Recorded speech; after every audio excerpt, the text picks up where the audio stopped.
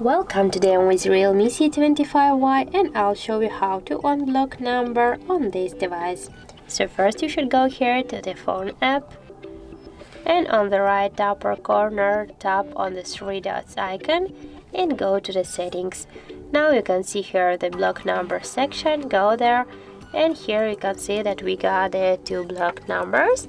So just to remove, for example, one from these numbers from the blacklist, tap here on the X icon and confirm to unblock.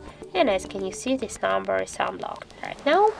And also we can unblock the second number by this same way, just tap here to unblock and we got the message here. So now we have now the numbers in our blacklist. So that's how it looks. If you find this video helpful, leave like, comment and subscribe our channel.